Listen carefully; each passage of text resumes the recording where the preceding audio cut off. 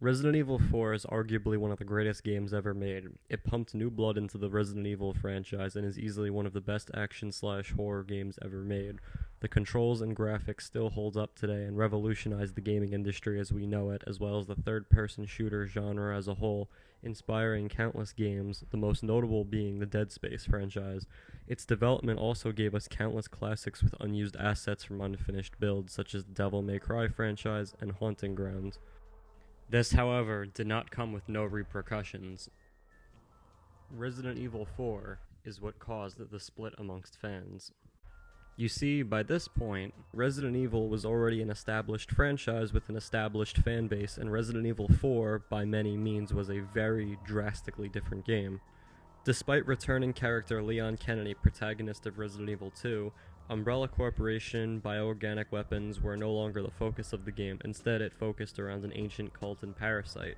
The gameplay went from slow building atmospheric horror, where you never know what's going to be in front of you, to an over-the-shoulder, fast-paced shooter where you always are able to see in front of you and you knew it was going to be around every corner.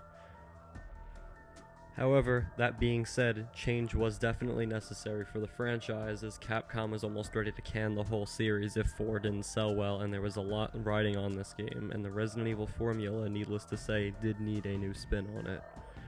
The drastic changes present in Resident Evil 4 caused a massive divide between fans, which is still prevalent to this very day. Fans who prefer the old fixed camera angle style of game, and fans who prefer the newer action-oriented style of game. And while you have fans in the middle who prefer both styles of game, myself included, the divide between most of the fan base is very apparent and hard to miss, especially when going on any of Resident Evil's official social media.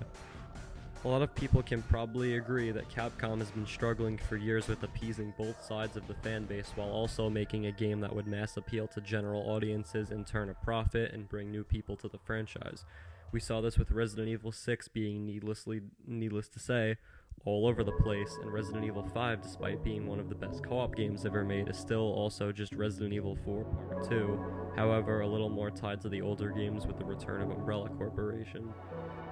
Despite the fact that Resident Evil has continued to be a very well-selling franchise to Capcom, it's easy to see how they've alienated a large portion of their fanbase, and in turn losing a lot of easy profit by overlooking a very easy solution to this problem I don't think a lot of other people also see. The solution to Capcom's problem with the Resident Evil fanbase lies in one of the many unfinished builds of Resident Evil 4, known by many fans as 3.5, the Fog build, or the Hookman version. The gameplay of 3.5 was from both fixed camera movement and over-the-shoulder aiming. The game would fluently transition between the two, bearing the atmosphere of older games but with the new, more free-look shooting aspect. This style of game was not only used in the unfinished build of Resident Evil 4, but was also used in the finished game known as Cold Fear, which received decent success, however was very overlooked and treated very unfairly for simply being an RE4 clone. However, the gameplay worked very well, and it's considered by many an underrated gem. Now, one thing to address is the problem with how games are designed now. You have a lot more possibilities. It's impossible to make an entirely fixed camera game because, as much as I love them, they are without question hindering in certain areas, such as only being able to move your character in specific movements. So for example, we saw in the RE2 remake the amazing gore physics, which would have probably been impossible to really use to their full potential from a fixed camera perspective. But with a combination of over-the-shoulder and fixed camera, it's very possible for Capcom to finally mend the broken bridge between the fanbase while utilizing the best of each playstyle. There is zero reason why this couldn't work in a modern game. I don't know if anyone remembers Biohazard Code Madman, but it was a mod made by Shinju Works, who I'm hopefully pronouncing his name right, on YouTube, which was entirely remaking Resident Evil 3.5 from the ground up, but also using assets used across newer Resident Evils, Haunting Ground, DMC, etc., where a lot of these assets were reused from 3.5. And while I'm discussing this mod, I would also like to add on that I think Capcom unjustifiably cancelled public release of this mod, so basically he can still work on it, he could still upload videos of the mod, but releasing it is out of the question.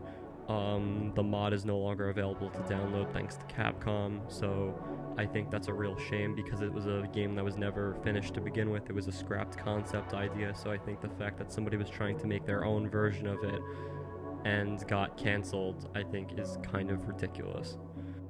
But the point of bringing up this mod, though, is that it's basically a modern game made in basically the current year, fluently using both playstyles and successfully using both playstyles.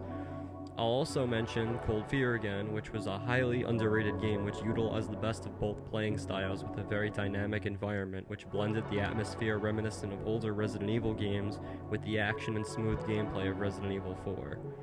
If Capcom wants to maximize their profits and mend the fan base, this is the best way to do it, and quite frankly, if they don't start making Resident Evil games in this style, I think they're being very ignorant, as this would bring fans together for the first time in almost over 10 years, and greatly boost their already large profits from the franchise.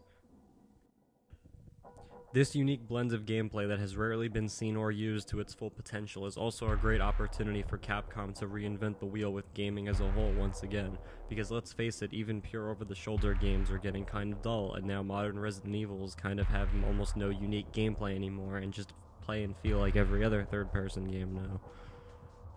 I myself am a fan of both, and I know I'm not alone in realizing the untapped potential of this playstyle, as it's shown through countless mods over the years of people trying to implement this style of play. Capcom, for some reason, is continuously overlooking this style of game.